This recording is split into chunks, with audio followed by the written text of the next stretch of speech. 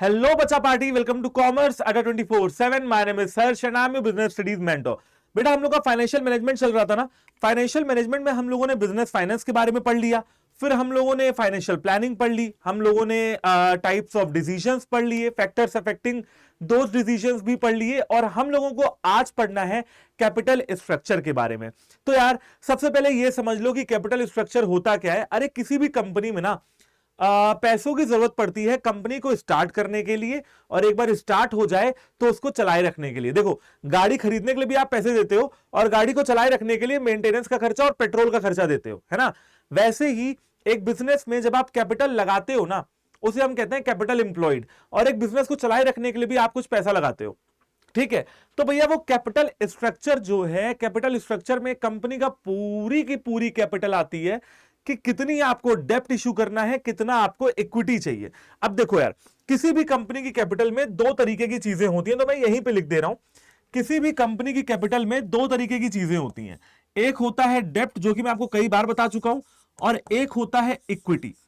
ठीक, डेप्ट का मतलब होता है बोरोइंग, यानी कि आपने कहीं से बोरोइंग ले ली, उधार ले लिया। और इक्विटी का मतलब होता है शेयर होल्डर्स फंड, यानी कि शेयर होल्डर्स का जो पैसा आपने ले रखा है उसे हम इक्विटी कहते हैं। ठीक है, इसके अलावा मैंने आपको एक चीज और बताई थी कि डेप्ट अगर आप इश्यू करेंगे तो आपको बदले में इंटरेस्ट देना पड़ेगा, इंटरेस्ट पेमेंट करना पड़ेगा, एंड प्लस प्रिंसिपल अमाउंट भी पे करना पड़ेगा। भाई ऑब्वियस सी बात है ना, आपने 10 लाख रुपए का लोन लिया है तो 10 लाख रुपए तो वापस करेंगे ही करेंगे। इसके अलावा आप उनको इंटरेस्ट भी वापस करेंगे, ब्याज भी वापस करेंगे। इक्विटी की बात किया जाए तो आप यहां पे वापस करते हो डिविडेंड। ये सारी चीजें मैंने आपको बताई थी। अब सर, ये जो टॉपिक है ना डेप्ट और इक्विटी वाला, ये कहीं ना कहीं अकाउंट्स में भी देखने के लिए मिलता है। तो जरा बताइए कहां पे देखने के लिए मिलता है, मैं आपको बताता हूं। बेटा, एक चैप्टर है अकाउंट्स में, अकाउंटिंग रेशियोज नाम का। ठीक है, अकाउंटिंग रेशियोज नाम का एक चैप्टर है अकाउंट्स के अंदर, जहां पे आपको एक रेशियो पढ़ने के लिए मिलेगा। मैं आपको थोड़ा पहले से ही पढ़ा दे रहा हूं एडवांस में। एक होता है डेप्ट इक्विटी रेशियो, ठीक है ना। डेप्ट इक्विटी रेशियो यानी कि एक कंपनी में कितनी डेप्ट और कितना इक्विटी होना चाहिए, बेसिकली हमें यह निकालना होता है। उसका फॉर्मूला होता है डेप्ट अपॉन इक्विटी, यानी कि लॉन्ग टर्म डेप्ट अपॉन शेयर होल्डर्स फंड। कहा जाता है कि डेप्ट इक्विटी रेशियो आइडियल कितना है, 2:1, यानी कि एक कंपनी में कितना डेप्ट इक्विटी रेशियो होना चाहिए, 2:1 डेप्ट इक्विटी रेशियो एक कंपनी का होना चाहिए। इससे हमें इस बात का पता लगता है कि जितनी इक्विटी है ना, उसका दुगना, उसका डबल डेप्ट होना चाहिए। यानी कि अगर 10,000 इक्विटी है तो 20,000 डेप्ट होना चाहिए। ये सारी चीजें मैंने आपको कहीं ना कहीं पढ़ाई भी है एंड एक बार फिर से रिवाइज भी करा दी है। ठीक है, तो कैपिटल स्ट्रक्चर में दो तरीके की चीजें आती हैं, डेप्ट और इक्विटी। इसके अलावा डेप्ट को हम लोग बोरोइंग कहते हैं, लॉन्ग टर्म डेप्ट एंड लॉन्ग टर्म प्रोविजंस आपने अकाउंट्स में भी डाला होगा, बैलेंस शीट में सबसे ऊपर। फिर इक्विटी का मतलब होता है शेयर होल्डर्स फंड, बदले में हम देते हैं इंटरेस्ट और प्रिंसिपल अमाउंट का पेमेंट, और यहां पे हम देते हैं डिविडेंड इसके बदले में। ठीक है ना, तो ये हो गया आपका कैपिटल स्ट्रक्चर। आइए अब समझते हैं कि कैपिटल स्ट्रक्चर होता क्या है एंड कौन से वो फैक्टर्स हैं जो कंपनी के कैपिटल स्ट्रक्चर डिसाइड करने में अफेक्ट करते हैं। तो सबसे पहले कैपिटल स्ट्रक्चर का मतलब होता है डेप्ट और इक्विटी का स्पेसिफिक मिक्स। जैसा कि मैंने आपको बताया कि एक कंपनी के कैपिटल स्ट्रक्चर में दो तरीके की चीजें होती हैं, डेप्ट और इक्विटी, है ना, उनका स्पेसिफिक मिक्स। और ये पैसा हम कंपनी को क्यों चाहिए, ये डेप्ट का पैसा उधार लेके या इक्विटी बेच के जो पैसा हम उठाना चाहते हैं, क्यों उठाना चाहते हैं? ऑब्वियस सी बात है, क्योंकि हम कंपनी के एसेट्स को खरीदना चाहते हैं, कंपनी के लिए एसेट्स खरीदना चाहते हैं, और कंपनी के ऑपरेशंस को चलाए रखना है। हमने गाड़ी खरीद ली और गाड़ी को चलाए रखना है, ऑपरेशंस माने गाड़ी चलेगी। From a corporate perspective, equity represents a more expensive permanent source of capital. बेटा, अगर मैं इक्विटी की बात करूं तो इक्विटी ज्यादा एक्सपेंसिव सोर्स ऑफ कैपिटल है, क्योंकि यहां पे आपको अपनी कंपनी की हिस्सेदारी बेचनी होती है, इसीलिए इक्विटी एक है और डेप्ट डबल है, ताकि इक्विटी ज्यादा आप इशू ना करें। लेकिन equity permanent source of capital है, बराबर तरीके से आपको पैसा मिलता रहेगा, परमानेंट सोर्स है इक्विटी। अब नेक्स्ट लाइन लिखी हुई है, optimum capital structure maximises the wealth of the shareholders. अगर आपका कैपिटल स्ट्रक्चर कंपनी का बेस्ट है ना, आइडियल है, 2:1, तो उससे शेयर होल्डर्स की वेल्थ भी मैक्सिमाइज होगी। मैंने आपको बताया भी है पिछले क्लासेस में, वेल्थ और प्रॉफिट जो है वो अलग अलग है। प्रॉफिट मतलब एक बार आपने बहुत सारा पैसा कमा लिया, आपने कोई सामान बेच रहे हैं, प्रॉफिट कमा रहे हैं। वेल्थ का मतलब अलग चीज होती है, जैसे कहते हैं ना हेल्थ इज वेल्थ। वेल्थ का मतलब यहां पे है कि समय भी कम लगे, पैसा भी ज्यादा है, और स्टेबल रेगुलर अर्निंग्स होती रहे। ठीक है, A company requires finance in order to run its business properly. एक कंपनी को पैसों की जरूरत होती है अपने बिजनेस को प्रॉपर तरीके से चलाने के लिए, एंड पैसा दो तरीकों से आता है, डेब्ट और इक्विटी, और उसी को हम कैपिटल स्ट्रक्चर बोलते हैं। बेसिकली यहां पे भी ये भी लिखा हुआ है कि इन 4-5 तरीकों से एक कंपनी पैसा कमाती है। इक्विटी शेयर कैपिटल आप जानते हो, शेयर बेचो पैसा कमाओ। Preference share capital, borrowed capital, retained earning और current liability. Sir equity share capital का मतलब तो हमें पता लग गया, ठीक है, equity share capital. Sir preference share capital कहां पढ़ेंगे? प्रेफरेंस शेयर कैपिटल आपको नेक्स्ट क्लास में पढ़ाऊंगा, ठीक है, जहां पे मैं आपको ईबीआईटी ईपीएस एनालिसिस पढ़ाऊंगा ना, वहां पे आपको एक शेयर इसका इक्विटी शेयर कैपिटल और प्रेफरेंस शेयर कैपिटल का डिफरेंस समझाऊंगा, तो आपको दोनों चीजें समझ में आ जाएंगी। बोरोड कैपिटल तो आप समझ गए ना, बोरोड कैपिटल भैया, बोरोड कैपिटल का मतलब डेब्ट यानी कि बोरोइंग। इसके अलावा रिटेन्ड अर्निंग क्या होती है? मैंने आपको बताया, अर्निंग माने कमाई, रिटेन्ड मतलब बचाई हुई कमाई, और रिटेन्ड अर्निंग का यूज क्या होता है? डिविडेंड पेमेंट में यूज होता है, ठीक है, पेमेंट ऑफ डिविडेंड। तो रिटेन्ड अर्निंग का यूज होता है payment of dividend, dividend pay करने के लिए। अच्छा, इसके अलावा और कुछ भी लिखा है? हाँ लिखा है, करंट लायबिलिटी। करंट लायबिलिटी आप समझते हैं ना, छोटी मोटी बोरोइंग। डेप्ट में आती है लॉन्ग टर्म बोरोइंग, और यहां पे आती है छोटी मोटी बोरोइंग, कोई 10-12 लाख रुपए ले लिया हो साल 2 साल के लिए, वो एक अलग कहानी है। तो ये सारे तरीके होते हैं कंपनी के पास पैसा कमाने के। चलिए अपने टॉपिक पे आते हैं, जो कि मेजर टॉपिक है, factors affecting the choice of capital structure. वो कौन से फैक्टर्स हैं जिनका इफेक्ट कैपिटल स्ट्रक्चर पे पड़ता है? तो यहां पे मैं आपको नाम दिखा रहा हूं, ये नाम आप नोट कर सकते हो, आप स्क्रीनशॉट ले सकते हो, मैं साइड हो जा रहा हूं, तो लो स्क्रीनशॉट ले लो। बट इसके बाद में बताया क्या बताऊंगा? इसके बाद में बताऊंगा कि एक एक फैक्टर कैसे अफेक्ट करता है, यानी कि डिटेल में समझेंगे इस पूरे के पूरे टॉपिक को। सबसे पहला आता है कैश फ्लो पोजीशन, ठीक है। दूसरा आता है इंटरेस्ट कवरेज रेशियो, यहां पे सिर्फ नाम बता रहा हूं, cash flow position, interest coverage ratio, return on investment, dept service coverage ratio, flotation cost, cost of डेप्ट, tax rate, flexibility, risk consideration, cost of equity, regulatory framework, control, stock market condition और capital structure of other companies. कुल मिला के ये 14 points हैं, and in सारे points को अपन cover करने वाले हैं। ये सारे वो फैक्टर्स हैं जो किसी कंपनी पे इफेक्ट डालते हैं जब वो कंपनी अपना कैपिटल स्ट्रक्चर चुन रही होती है, जब वो कंपनी अपना कैपिटल स्ट्रक्चर को समझ रही होती है, ठीक है ना। समझ गए बात को? चलो ओके जी, अब बात करते हैं अपने पहले फैक्टर की, जो कि है आपको मेरे सामने नजर आ रहा होगा अपने सामने, कैश फ्लो पोजीशन। थोड़ा ऊपर चला गया बट कोई बात नहीं। सबसे पहला क्या है? सबसे पहला है कैश फ्लो पोजीशन। अब देखो यार, बहुत सिंपल सी बात बताता हूं। जैसा कि आप ये बताओ बेटा कि आपने अपने घर के लिए कार खरीदी लोन पे। लोन पे आपको पता है कि लोन का पैसा हमें वापस करना होगा और इंटरेस्ट के साथ वापस करना पड़ेगा।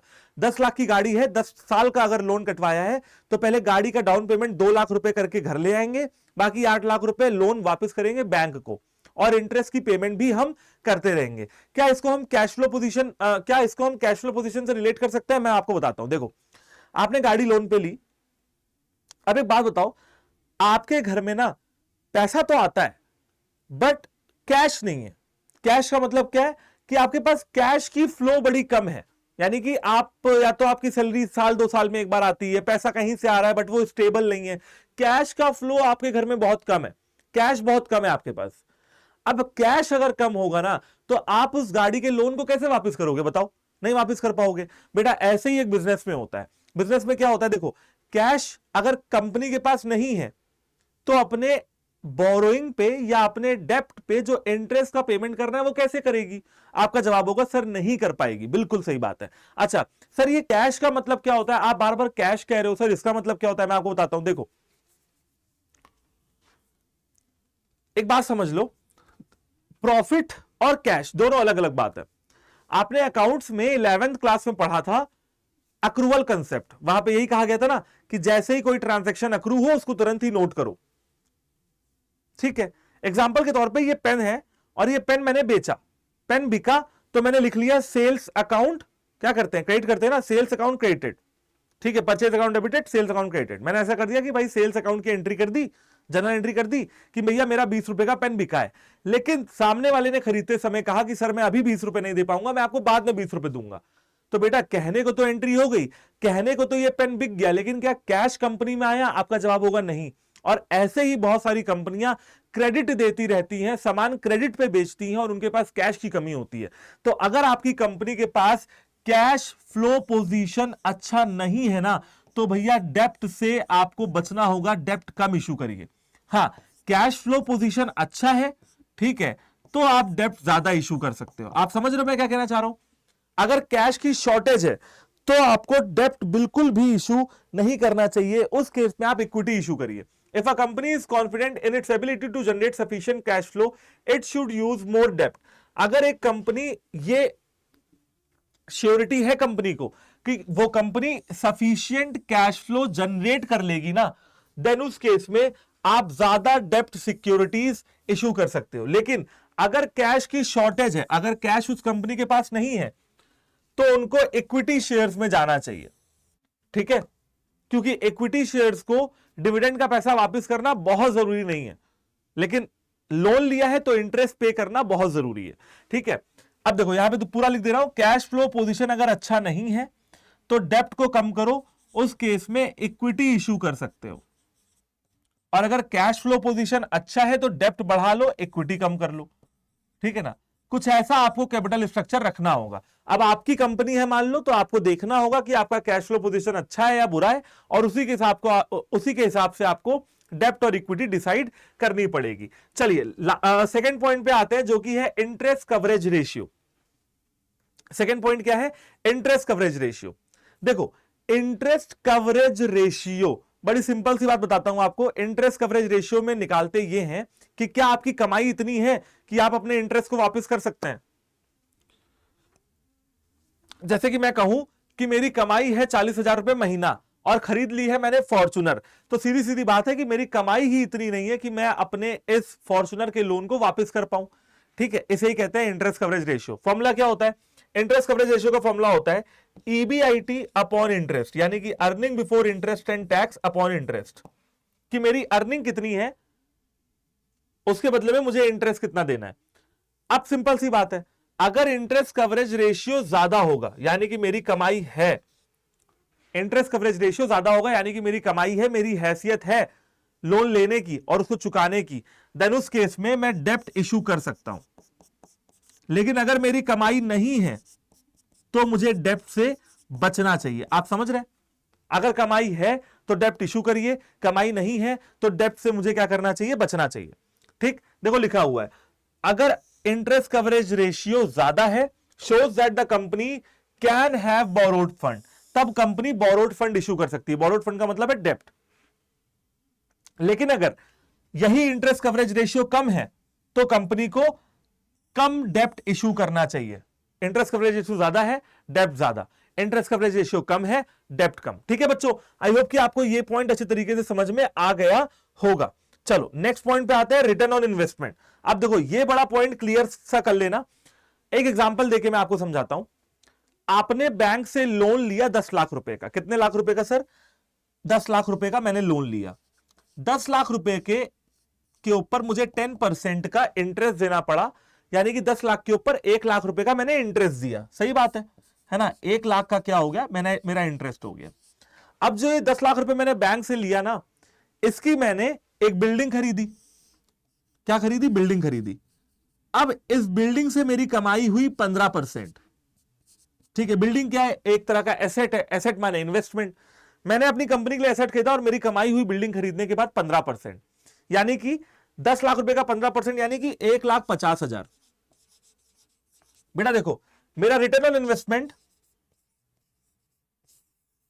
15% ज्यादा है ना मेरे इंटरेस्ट से, है कि नहीं है? मेरा रिटर्न ऑन इन्वेस्टमेंट ज्यादा है मेरे इंटरेस्ट से।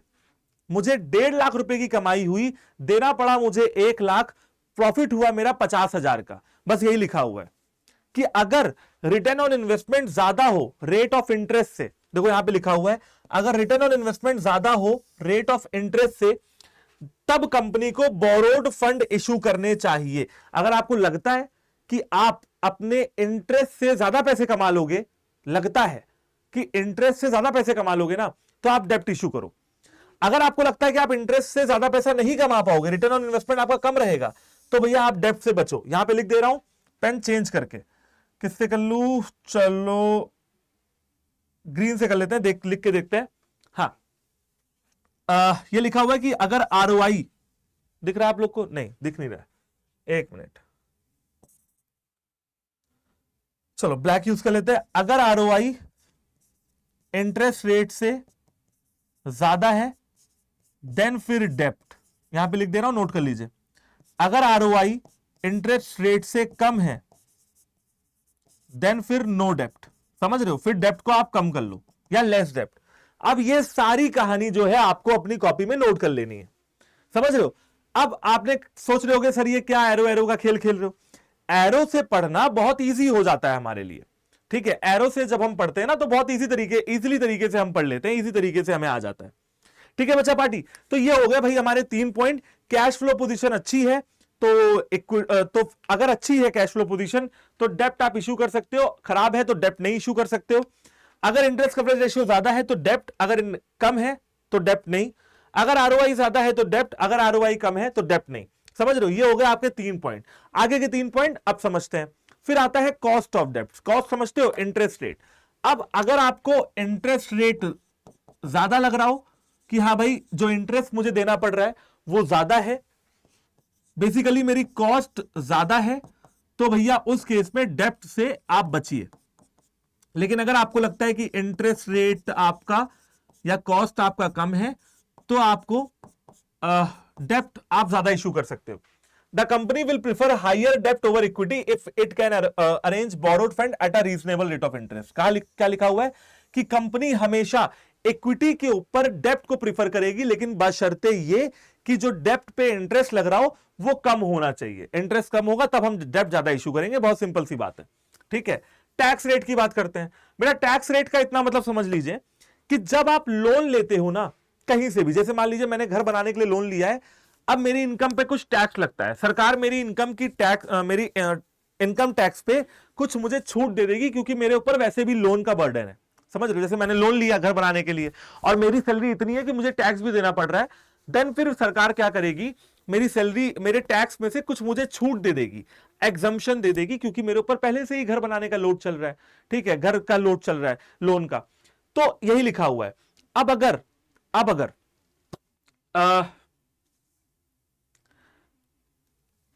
टैक्स रेट आपका ज्यादा है, यानी कि सरकार आपकी जेब काटने पे तुली हुई है, सरकार ज्यादा टैक्स ले रही है, बेटा उस केस में आप डेप्ट इशू करिए, क्योंकि जैसा जैसा आप डेप्ट इशू करेंगे ना सरकार फिर आपको छूट देगी। अगर टैक्स रेट कम है तो फिर डेप्ट आप भी कम कर दीजिए। अगर टैक्स रेट कम है छूट आपको मिलेगी नहीं, ठीक है, छूट मिलेगी तो कम मिलेगी, तो फिर ज्यादा लोन लेने से भी फायदा नहीं है। तो कहीं ना कहीं ये भी एक डिसाइडिंग फैक्टर हो जाता है। नेक्स्ट पढ़ते हैं कॉस्ट ऑफ इक्विटी। ये समझते हैं भैया कॉस्ट ऑफ इक्विटी का क्या मतलब है। अच्छा बेटा सोच के देखो कि यार ये जो कंपनी के मालिक है ना ये है तो शेयर होल्डर्स ही। अगर हम एक लिमिट से ज्यादा डेप्ट इशू करते हैं ना, अगर हम एक लिमिट से ज्यादा डेप्ट इशू करते हैं तो बेटा शेयर होल्डर्स की जेब पे भी तो फर्क पड़ेगा ना, क्योंकि फिर तो कंपनी का सारा पैसा डेप्ट और डेप्ट के इंटरेस्ट यानी कि सूद और ब्याज पे करने में ही निकल जाएगा। तो भैया इन शेयर होल्डर्स का क्या फायदा होगा, ये भी मन में सवाल आता है हमारे, ठीक है, कि भैया अगर हम ज्यादा डेप्ट इशू करेंगे तो फिर इन शेयर होल्डर्स के मन में तो आएगा ना कि कंपनी का सारा पैसा तो डेप्ट का इंटरेस्ट देने में लग जा रहा है, तो हमारे लिए क्या। अब इसीलिए ये पॉइंट लाया हूं आपके सामने जो कि है कॉस्ट ऑफ इक्विटी। तो समझते हैं इस पॉइंट को, ठीक है। कॉस्ट ऑफ इक्विटी कैपिटल का मतलब क्या होता है, पहले ये ब्रैकेट का पढ़ लेते हैं। It means the expectations of the equity share holders from the company. Company से इक्विटी शेयर होल्डर्स की क्या एक्सपेक्टेशंस है, इसे हम इक्विटी कैपिटल की कॉस्ट बोलते हैं। कंपनी से इक्विटी शेयर होल्डर्स की क्या एक्सपेक्टेशंस है, इसे हम क्या बोलते हैं, कॉस्ट ऑफ इक्विटी कैपिटल बोलते हैं, ठीक है। सिंपल सी बात बताता हूं, अगर आप ज्यादा डेप्ट इशू करोगे तो ये कॉस्ट बढ़ेगी, अगर आप डेप्ट कम इशू करोगे तो ये कॉस्ट घटेगी। यानी कि बेटा कॉस्ट को घटाने के लिए हमें डेप्ट घटाना पड़ेगा। द मोर यूसेज ऑफ डेप्ट capital it will increase the cost of equity capital. अगर आप डेप्ट ज्यादा इशू करोगे तो ये कॉस्ट ऑफ इक्विटी बढ़ेगी। ठीक है, इससे क्या होगा, इससे ये होगा कि भैया आपके जो शेयर होल्डर्स है ना, ये अनसेटिस्फाइड हो जाएंगे। और जब शेयर होल्डर्स अनसेटिस्फाइड, क्योंकि उनको डिविडेंड नहीं मिलेगा, आप सारा पैसा तो अपना कॉस्ट में दे रहे हो, आप सारा पैसा अपना इंटरेस्ट में दे रहे हो, आप शेयर होल्डर्स आपको सेटिस्फाई नहीं होंगे, शेयर होल्डर सेटिस्फाई नहीं होंगे तो वो आपका शेयर बेचना शुरू कर देंगे, कंपनी की रेपुटेशन खराब होगी और एट लास्ट शेयर मार्केट में आपके शेयर्स के रेट धड़ाम हो जाएंगे, गिर जाएंगे। इससे आखिरी नुकसान आप ही को है। ठीक है, तो बस इसमें यही लिखा हुआ है कि डेप्ट कैपिटल का यूज करिए, आप डेप्ट का यूज करिए, लेकिन only to a limited level, आप लिमिटेड लेवल तक डेप्ट का यूज करिए। ठीक है, अगर आप डेप्ट का यूज बढ़ाते हो, ठीक, तो भले आपका अर्निंग पर शेयर ज्यादा हो। अब अर्निंग पर शेयर क्या होता है, यह आपको नेक्स्ट टॉपिक में समझा दूंगा। आपके शेयर के प्राइस जो हैं वो गिरेंगे। और लॉजिक क्या बताया मैंने, देखो यहां पे लिखा हुआ ना, शेयर प्राइसेस में फॉल। लॉजिक क्या बताया कि भैया आपके शेयर होल्डर्स डिससेटिस्फाइड हो जाएंगे, डिविडेंड मिलेगा नहीं, बेचना शुरू कर देंगे आपकी कंपनी के शेयर को, और आपके शेयर की वैल्यू, ठीक है, धड़ाम हो जाएगी। तो ये हो गया भैया 6 पॉइंट और, ठीक, कॉस्ट ऑफ डेप्ट, टैक्स रेट और कॉस्ट ऑफ इक्विटी। चलिए नेक्स्ट 3 पॉइंट पढ़ते हैं, वो है फ्लोटेशन कॉस्ट और रिस्क कंसिडरेशन। फ्लोटेशन कॉस्ट क्या होता है? फ्लोटेशन कॉस्ट का मतलब होता है जब भी हम कोई इक्विटी या कोई सिक्योरिटी मार्केट में बेचने जाते हैं ना, तो कंपनी वालों का भी कुछ खर्चा होता है। जब भी हम कोई इक्विटी या कुछ ऐसा मार्केट में बेचने जाते हैं, सिक्योरिटीज को शेयर बाजार में सेल करने जाते हैं ना, तो हमारा कुछ खर्चा होता है, उसे ही हम फ्लोटेशन कॉस्ट कहते हैं। देखो लिखा हुआ है, it refers to the cost incurred on the issue of shares और डिवेंचर्स। डिवेंचर्स और शेयर्स इशू करते समय जो हम पैसा लगाना पड़ता है हमें, उसे हम फ्लोटेशन कॉस्ट कहते हैं। जैसे कि एडवर्टीजमेंट का खर्चा, जैसे कि अंडर राइटिंग का खर्चा, ब्रोकरेज का खर्चा, स्टैम्प ड्यूटी का खर्चा, लिस्टिंग चार्जेस का खर्चा, स्टैट्यूटरी फीस का खर्चा, ये सारा खर्चा जो है भैया आपको सिक्योरिटीज इशू करते समय लगानी पड़ती है। अब सर सिक्योरिटी सस्ती, ये फ्लोटेशन कॉस्ट कम कहां होती है? देखो अगर आप डेप्ट इशू करते हो ना, अगर आप डेप्ट इशू करते हो, in that case flotation cost कम होती है। अगर आप इक्विटी इशू करते हो, in that case flotation cost ज्यादा होती है। तो अगर आपको फ्लोटेशन कॉस्ट कम खर्च करनी है, उस केस में आप डेप्ट इशू करिए, तब आपका खर्चा कम होगा। लेकिन अगर आप इक्विटी इशू कर रहे हैं तो ध्यान में रखना है कि फ्लोटेशन कॉस्ट ज्यादा लगेगी। ठीक है, ये सारे खर्चे सिक्योरिटीज को फाइनेंशियल मार्केट में इशू करते समय आपके होंगे ही होंगे। एडवर्टीजमेंट का खर्चा होगा ही होगा, अंडर राइटिंग का होगा, ब्रोकरेज का होगा, ये सारे खर्चे होंगे। लास्ट में पॉइंट आता है, 8 पॉइंट आता है रिस्क कंसिडरेशन। ठीक है, हमें रिस्क को देखना पड़ेगा कि डेप्ट में ज्यादा खतरा है या इक्विटी में ज्यादा खतरा है। तो देखो यार, फाइनेंशियल रिस्क और बिजनेस रिस्क, ये दो तरीके के रिस्क हमको बताए गए। फाइनेंशियल रिस्क वो रिस्क होते हैं जो एक कंपनी को तब होते हैं जब वो कंपनी अपनी फाइनेंशियल ऑब्लिगेशंस को पूरा ना कर पाए। फाइनेंशियल ऑब्लिगेशन समझते हो, किसी को पैसा देना हम नहीं दे पा रहे हैं, जैसे कि कंपनी इंटरेस्ट पे नहीं कर पा रही है, कंपनी डिविडेंड नहीं दे पा रही है, कंपनी क्रेडिटर्स को पैसा नहीं दे पा रही है। इस केस में जब कंपनी अपने किसी को पैसा देना है कंपनी को और कंपनी नहीं दे पा रही है, उसे हम फाइनेंशियल रिस्क बोलते हैं। जब कोई कंपनी इंटरेस्ट ना दे पाए, जब कोई कंपनी डिविडेंड पे पैसा ना दे पाए, जब कोई कंपनी अपने क्रेडिटर्स को पे ना कर पाए, then we call it as a financial risk. पढ़ के देख लेते हैं। Financial risk is the state in which a business is unable to pay its financial obligations. जब कोई कंपनी अपनी फाइनेंशियल ऑब्लिगेशंस को पूरा ना कर पाए, उसे हम फाइनेंशियल रिस्क कहते हैं। बिजनेस रिस्क की बात करते हैं।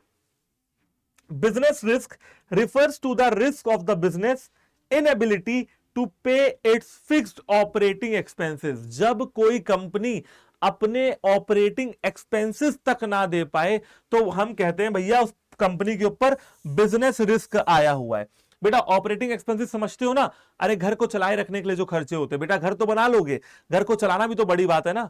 जो राशन पानी, आटा दाल चावल, केबल टीवी, न्यूज़पेपर, ये सब जो आपके घर में छोटे मोटे खर्चे होते हैं ना, इसे कहते हैं ऑपरेटिंग कॉस्ट। वैसे ही एक कंपनी में भी छोटे मोटे खर्चे होते हैं, जैसे भैया रेंट देना ऑपरेटिंग कॉस्ट, एम्प्लॉइज सैलरी, लोगों की सैलरी या वेजेस देना ऑपरेटिंग कॉस्ट में आता है, इंश्योरेंस के प्रीमियम, इलेक्ट्रिसिटी के चार्जेस एटसेट्रा, ये सब ऑपरेटिंग कॉस्ट में आता है। ठीक है, तो आपको ये देखना होगा कि आपकी कंपनी में रिस्क किस तरीके का है, एंड देन फिर डेप्ट या इक्विटी इशू करना होगा। देखो, अगर आप फाइनेंशियल रिस्क से जूझ रहे हो, इंटरेस्ट या डिविडेंड नहीं दे पा रहे हो, भैया उस केस में तो डेप्ट कम से कम यूज करना है। ठीक है, क्योंकि फिर आपके ऊपर लोड ज्यादा बढ़ेगा। ठीक है ना, ओके। और अगर आपकी कंपनी बिजनेस रिस्क में भी है, ऑपरेटिंग कॉस्ट भी आप पे नहीं कर पा रहे हो, देन उस केस में भी आपको डेप्ट कम से कम रखना है। तो अगर आपकी कंपनी कोई भी दो रिस्क में है, वहां पे आपको ये देखना है कि आपका डेप्ट जो है वो कम से कम हो। चलो यार, नेक्स्ट पॉइंट पढ़ते हैं। नेक्स्ट पॉइंट हमारा क्या है? नेक्स्ट पॉइंट हमारा है फ्लेक्सिबिलिटी, कि ज्यादा फ्लेक्सिबिलिटी कहां मिलती है। देखो, the firm's ability to borrow more money may be limited to an excessive amount of डेप्ट। ठीक है, यह कहा जा रहा है कि कंपनी को लोन लेना चाहिए, इतना लोन भी नहीं लेना चाहिए कि आगे कोई लोन दे ही ना। बस इतना कहा जा रहा है कि अगर firm excessive amount of loan लेगी, एक्सेसिव अमाउंट ऑफ डेप्ट इशू करेगी ना, तो फिर दिक्कत है। फर्म को हमेशा यह देखना चाहिए, कंपनी को हमेशा यह देखना चाहिए कि कुछ बोरोइंग कैपेसिटी उसके पास रहे। मतलब लोग, जैसे मान लो मेरे 10 दोस्त हैं, आप समझ लो मेरे 10 दोस्त हैं, मैं 10 के 10 दोस्तों से पैसा ले रहा हूं, सबसे पैसा ले चुका हूं और किसी को वापस नहीं कर रहा हूं। जब वाकई में जरूरत आएगी, जब कोई इमरजेंसी की सिचुएशन आएगी, अनसर्टेन इवेंट्स आएंगे, कोई इमरजेंसी आएगी, कोई दुख दुविधा आएगी, उस केस में मेरा कोई भी दोस्त मुझे पैसे नहीं देगा। क्यों? क्योंकि मैंने एक समय पे लिए थे और कभी उनको वापस नहीं किए। तो लोन लो, उतना लो जितना अच्छा लगे, एक्सेसिव मत लो, और हमेशा इतना चांस रखो कि कोई ना कोई आपकी हेल्प करे। ठीक है, चलो कंट्रोल की बात करते हैं।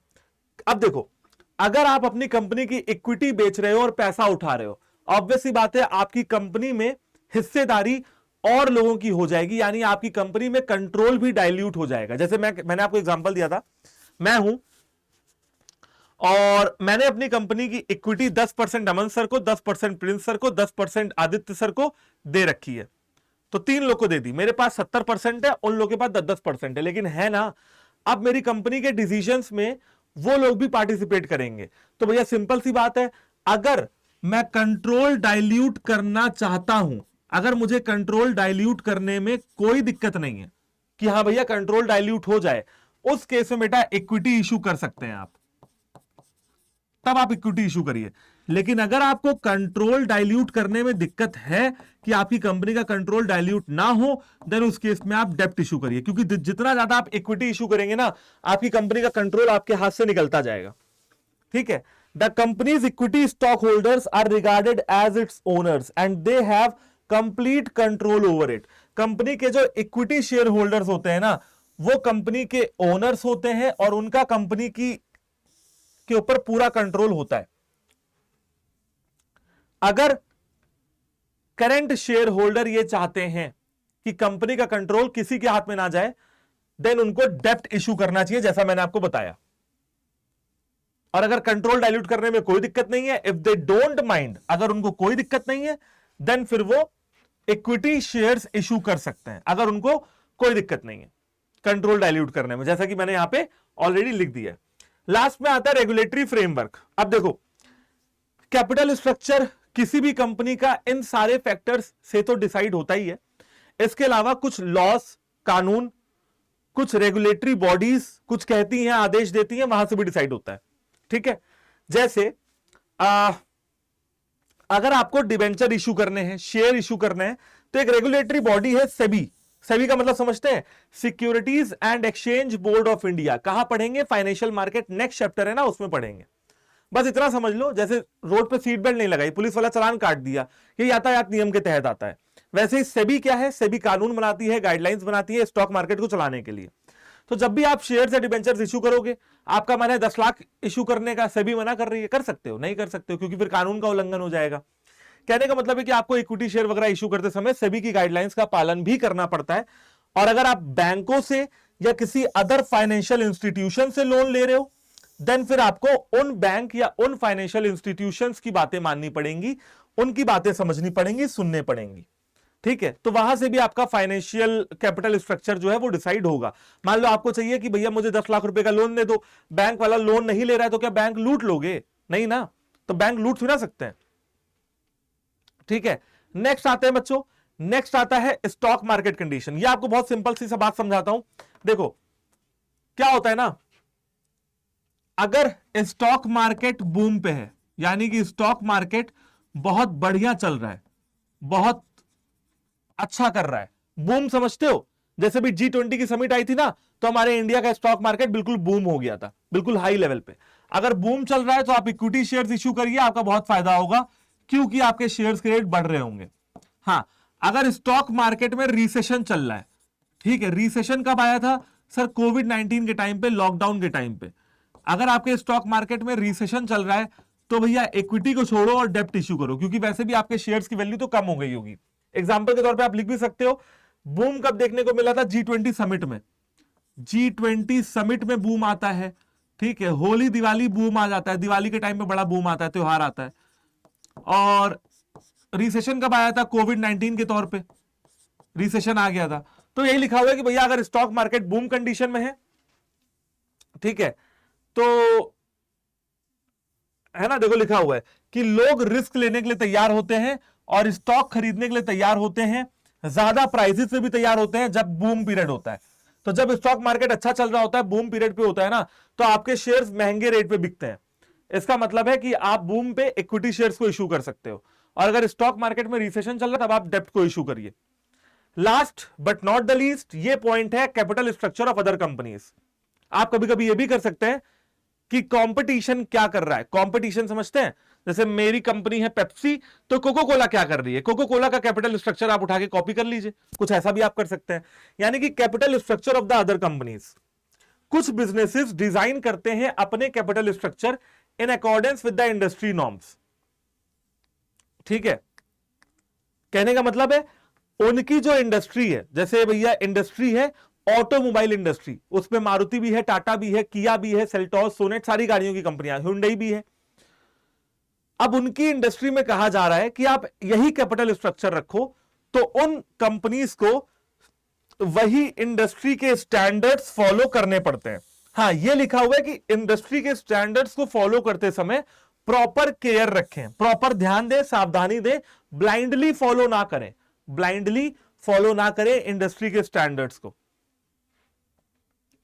ठीक है, चलो, तो आई होप कि बच्चों आप लोग को ये कहानी पूरी की पूरी समझ में आ गई होगी। कैपिटल स्ट्रक्चर में बेसिकली दो चीजें आती हैं, डेप्ट और इक्विटी। डेप्ट कब कब इशू करना है ये मैंने आपको बताया, इक्विटी कब कब इशू करना है ये मैंने आपको बताया।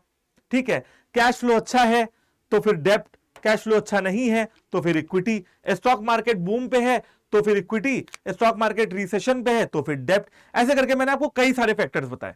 तो ये जो वीडियो है ये आप लोग के लिए बहुत इंपॉर्टेंट है बच्चा पार्टी। आप लोग को ऐसी ही इंफॉर्मेटिव वीडियोस कॉमर्स अड्डा 24/7 चैनल पे मिलती रहेंगी। फाइनेंशियल मैनेजमेंट का चैप्टर खत्म नहीं हुआ है, तो उसके लिए stay tuned, stay updated, and you can also join the playlist. आप प्लेलिस्ट को देख सकते हैं, वहां पे सारे टीचर्स की सारी क्लासेस रखी हुई हैं आपके लिए, बहुत ही सहेज के, बहुत ही प्यार से, वो आप जाके देख सकते हैं।